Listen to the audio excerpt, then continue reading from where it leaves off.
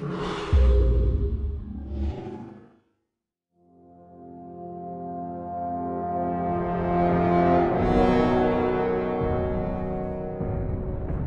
map pack in some ways is one of our first full direct Halo game projects. We started thinking about what do we want to do for map packs, when do we want to do them. We definitely wanted to pay full service to the universe created in Reach. One big consideration when we were working was how do we fit this to the fiction? All these maps are unique from the story standpoint of being places that are snapshots around the Reach universe as Reach is falling. You're constantly confronted with the fact that there's this beautiful place, but it's not going to be there forever.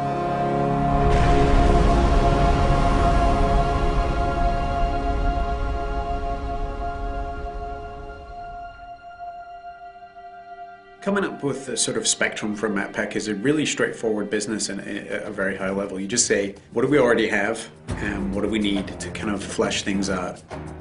Everyone on the right side is working on super top secret stuff I can't talk about. And then everyone over here is also working on super secret stuff. Certain Affinity, we're an independent developer. It's kind of spread out where we have our down here in Austin, Texas. In little pods. We're about 50 people now. That team has a lot of experience with the engine, a lot of experience with Halo.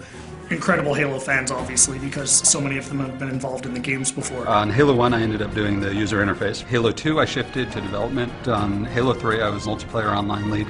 So right from the get-go, we worked really closely with the publishing team at 343 to identify maps that would make sense in the context of Reach. Example of the overgrown stuff that we were talking about. It was great because CA was crazy passionate. Like, these guys just showed up with a huge list. And it was more a question of just, okay, well, we can only make so many of these, so, you know, let's get to ones that we think kind of fit the fiction, fit the flow. There was a lot of exploration and a lot of collaboration between the two groups. One idea that came to mind was, wouldn't it be awesome to have a multiplayer map that you can see the planet getting glassed below you? Condemned takes place high above Reach on a space station, somewhat decimated by Covenant attack. So when we started Condemned, we wanted to make a map that was really fun for close range, but still had some long range sniping stuff in it. We're looking at Lockout specifically. What are some of the characteristics about Lockout that we think are so fun, and how can we take some of those and do them in a completely new map? Something that really pulls infantry together in a really tight environment. It is a circular map. You know, how do we prevent people from just getting in this habit of going in a circle and never meeting each other? The low grav center, which we experimented with a couple different ideas on, sort of this one spot where no matter where you are on the map, you can always get to the action quickly, or you can always get across the map quickly. It does change your gameplay style and things you need to do. You're kind of a sitting duck when you're sitting out there in low gravity, floating around. I remember at one point there was a giant energy beam that would come down, and if you were standing on that center platform at the wrong time, you would get blasted to smithereens. It was just encouraging people not to go into the center of the map, which is the exact opposite of what we wanted to do, so we just removed it. The earliest stages of the art pass were dark and much more creepy. If it's dark and industrial, it's really easy to get lost. So over the course of development, we decided to brighten this space more. And make it still retain a lot of the character we originally wanted, but to make it work. On a really tight map like Condemned, it's critical that the player is able to orient themselves. It actually came down to a lot of art coming in and helping us out and doing color-coded rooms. In the comm room, there's actually a big hologram establishing where it's been damaged and that it had been abandoned. Thinking about it like a facility that you would be in, you know, what kind of signage would be around that would help you navigate an airport or a hospital or a military base.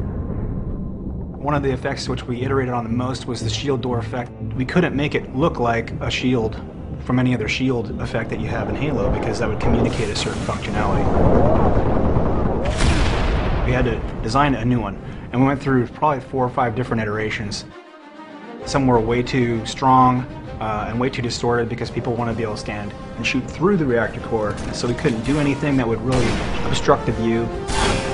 I think it's going to be really fun when people play it the first time and they think they can go their old camping routines to the shield door and they just get a sticky grenade right in their face and they're going to drop. At the end, I feel like we have a map which has a lot of mood in each of the spaces and really feels unique, not just in and of itself, but to the rest of all the maps that are within the Halo franchise. We're looking at the story and the fiction, and we really want all of our maps to be set in very distinct locales. Highlands is a military training preserve where certainly Spartans did some training. You have the guard tower in the middle, judging the war games. The Pelican crash landed that had a bunch of Spartan 2s on it. The Covenant coming in and glassing the entire planet. The lighting for Highlands was really based around the idea of a forest fire. The closest thing we could come up with to glassing, nearby glassing. In some of the original concepts that we did, we were really going for more of an abandoned training facility. We had vines growing up, the buildings, and lots of overgrown foliage. Originally, the waterfall, which comes down through the middle of the map, flowed over and actually kind of hid the gully where the ghost is in there. While it's very interesting to do that kind of work, it doesn't really line up with the Halo aesthetic.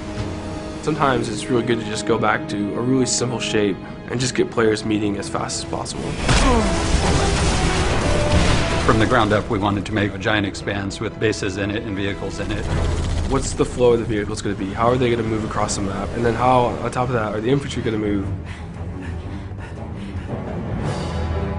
We made it big because we wanted it to be very vehicle focused.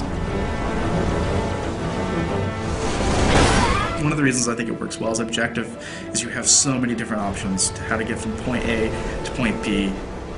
It's a weird hybrid of Blood Gulch style map kind of as a foundation, but mixed with these much more complex infantry spaces and these tighter spaces and all this verticality. But also having a variety of different locations that you can kind of hide and sneak and kind of make your way through the map and hopefully find the other person before they see you in the sights. Definitely speaks to the Halo of yore.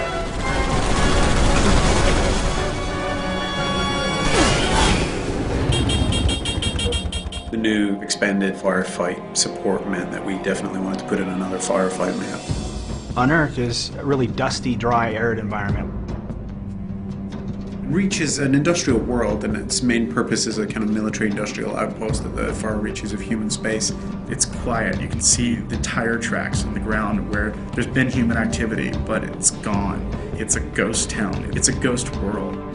So you're seeing this huge open-cast mining facility with these kind of step plateaus where the minerals are being extracted from the ground. The complex itself is built right next to a meteor impact, so it made unearthing the titanium really easy.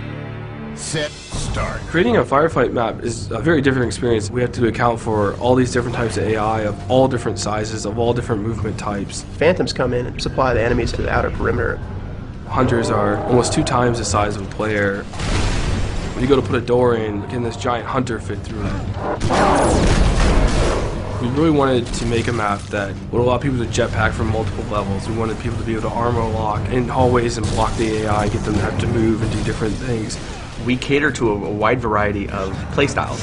If you want to do close quarters combat, there's opportunity for that in there. If you want to just get in a vehicle and run havoc and run over, 40, 50, 60 grunts, then you can. They want more vehicle combat in firefight because that just adds a different dynamic than just being a Spartan on foot. There's an inherent oval racetrack, and we have warthogs. So you put 2 and 2 together, you can run laps through the map. So there's literally through the main structure, and then under the bridge, and then back around. You can load up with your buddies, get a rocket launcher, ride and shotgun, and then run laps and just rack them up. Just mauling through tons of Covenant. It adds this kind of exclamation point on the excitement, fun that is firefighting. I hope that when players first play Unearthed, that they take a look around and just feel inspired and in awe of the grand scale of things, because it's a huge map.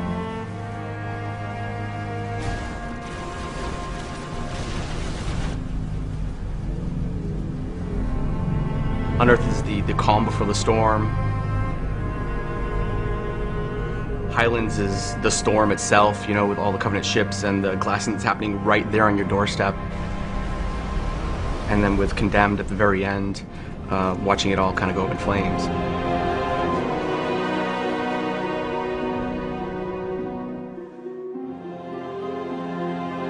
This is really something being created by 343 and CA, and just being created by a bunch of diehard Halo fans. This is our core business. This is all we're doing from now on is Halo games and Halo support and Halo maps.